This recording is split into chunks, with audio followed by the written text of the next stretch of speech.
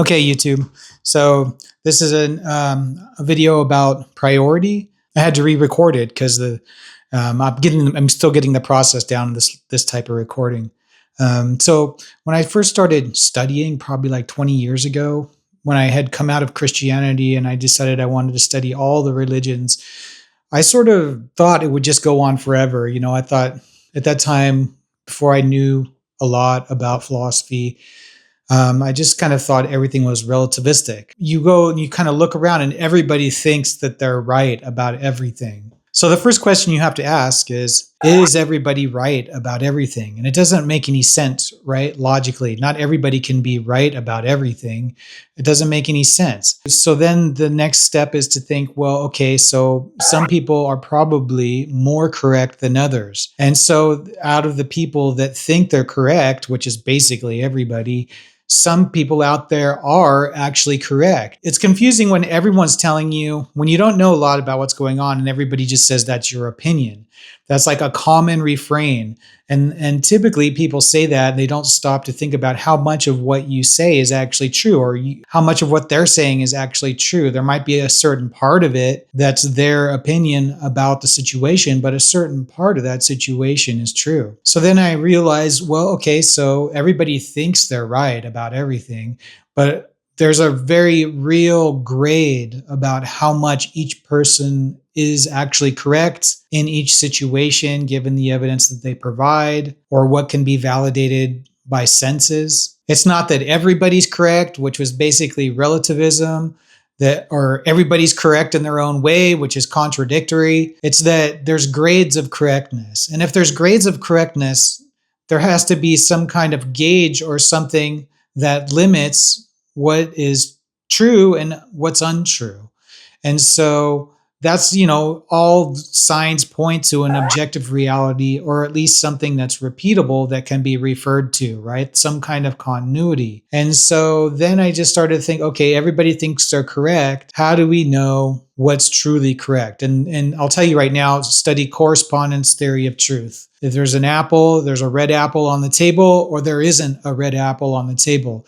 Language plays a role to describe objective reality, what's seen, and however that language corresponds with what's observed is your degree of truth. That's basically it. So everybody has degrees of truth with what they're saying. There is truths that are applied to the individual, things that are very obviously for the individual, like I like vanilla ice cream.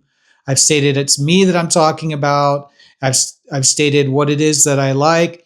And so there's not really any validating it. I mean, I could be lying to you knowing that I actually like chocolate, but ultimately it's my truth. Nobody can tell me, no, you don't like vanilla.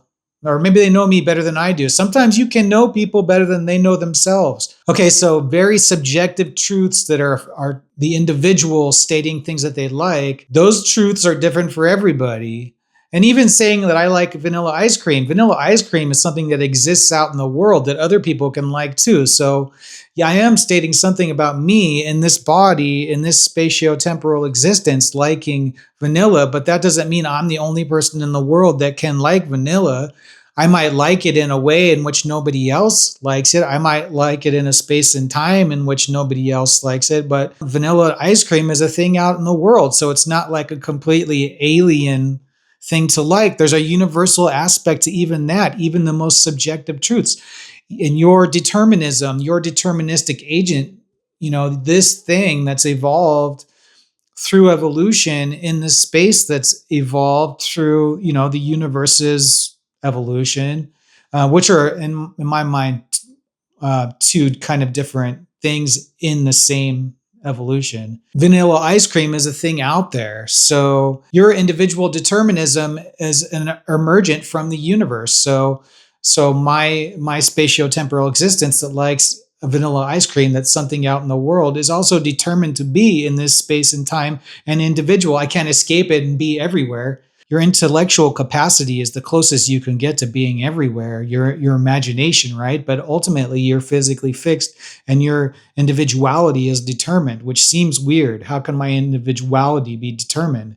Well, it's determined because you're fixed in space and time. So even truths that seemingly are inarguably about you include you, which includes the body, which includes the mechanism that's part of the universe that has evolved over billions of years. I mean, 99.99999% of what you are is going to be exactly the same as most of the people around you. And there's just this little twinge at the top that's going to be something individual to you because you had no choice, because you are fixed in this space and you're fixed in this time. So the things that you experience are deterministically different.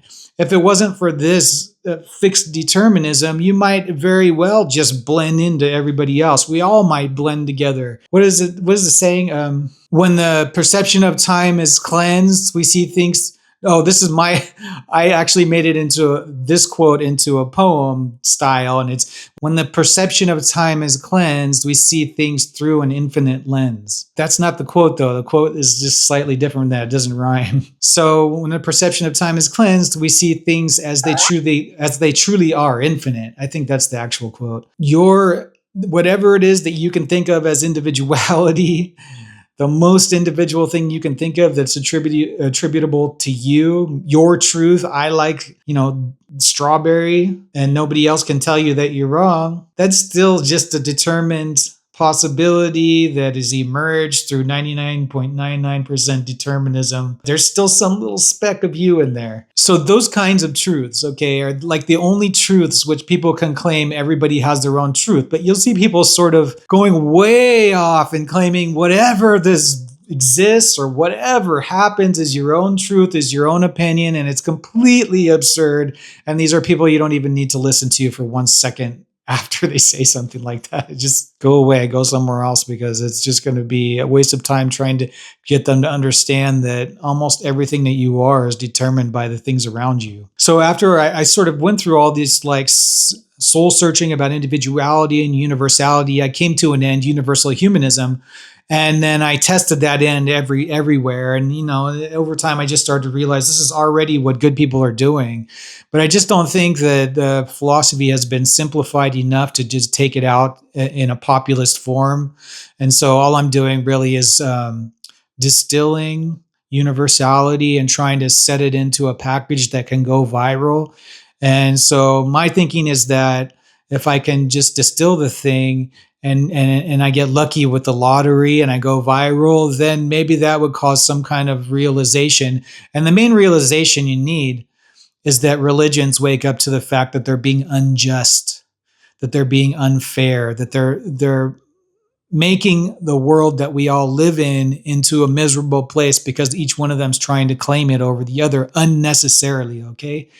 There's no reason for it. It's unnecessary. They're doing it purely out of ideology, and it doesn't serve life, deterministic life. My point is, life is not totally, there's relative aspects, but it's mostly knowable. You just have to generalize to a pragmatic bit, not some mass generalization, but you got to generalize just enough to capture, not go all the way through to the periphery and hair split into oblivion, not pull all the way out and just be disassociated from reality. But in the middle, there's a symbolic balance that captures correspondence theory of truth, and it's actual. And it's kind of like the balance point that humans need to relieve the existential crisis. Don't go running to religion, but also don't study yourself into madness. In the middle, there's a symbolic balance, and that's what I'm trying to package and get to go viral. And that's what I learned by following priority. There's so much to know, so much to do out there. Your lifespan is just a speck in there. So you got to spend a good deal of time in the beginning as an autodidact to search priority. What is it that you actually want to do? What's most important? And read and change your priority as you go. Sort of lead yourself, and then eventually it will set, and then you'll have your mission. So this is just the message here. Priority first, find your mission, and then make sure you test it, and then get out there and start to relieve the existential crisis or help people think through what they need to do in order to reduce human suffering and promote human flourishing, which is the ethical right thing to do, the just thing to do, the moral thing to do, promote life, avoid suffering, prevent suffering. If you guys like this kind of philosophical subject matter, help me out by liking the video and subscribing to the channel.